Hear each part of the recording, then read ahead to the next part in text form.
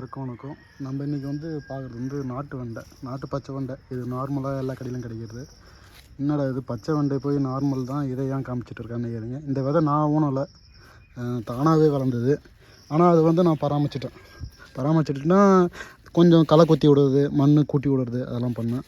ஆனால் காய்கள் மாத்திரம் இருக்குது. இதுவரையும் நான் இதுக்கு ஒரே ஒரு டைம் மட்டும் மீன் நம்மளுக்கு கொடுத்துருக்கேன். ஏன்னா மற்ற செடிக்கு நான் கொடி ரகத்துக்கு கொடுக்கும்போது அதுக்கு சேர்த்து அப்படியே கொடுத்துட்டேன்.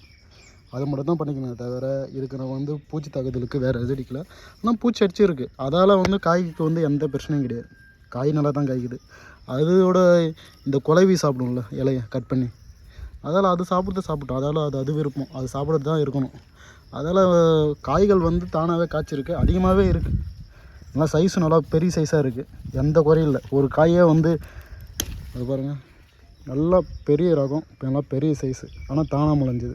ஆனால் நாட்டு ரகம் தான். இதே நான் ஒரு விதை போட்டு ஊனிக்கிருக்கேன். ஆனால் அதோட தன்மை பாருங்கள், பூச்சி தாக்குதல். இதுக்கு நான் எல்லாத்தையும் கொடுத்துட்டு தான் இருக்கேன். ஆனால் இருந்தாலும் அந்த பூச்சி தாக்குதல் வந்துட்டு தான் இருக்குது. இதில் எதுக்காக சொல்ல வரேன்னா, இப்போ விதை அந்தந்த இடத்துல ஒரு செடி முளையும். நீங்களும் வீட்டில் நடுவீங்க. கிராமத்தில் பொதுவாக பண்ணுவாங்க. அவங்கள விதைலாம் போட மாட்டாங்க. எங்கே பூசணி விதை முளையுதோ, எங்கே பாவக்காய் முளையுதோ, அங்கே என்ன பண்ணுவாங்கன்னா, அங்கே ஒரு குச்சி நட்டு விட்டுருவாங்க. ஒரு 3 விறகு சொறி விட்டுட்டு அதில் கொடி ஏற்றுவாங்க. அவங்க எதுவும் பண்ண மாட்டாங்க.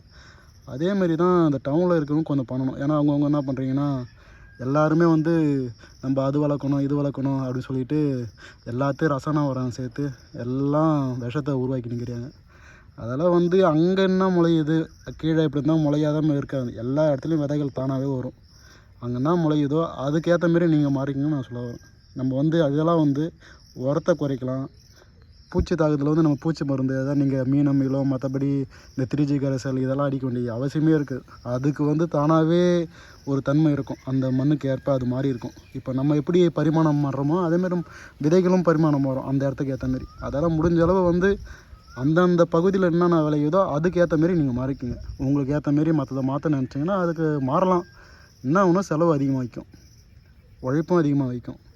அதெல்லாம் முடிஞ்ச அளவு நம்மளோட பாரம்பரிய ரகத்தை என்ன இருக்கோ அதை பாதுகாக்க எல்லாம் முயற்சி செய்யணும். நன்றி, வணக்கம்.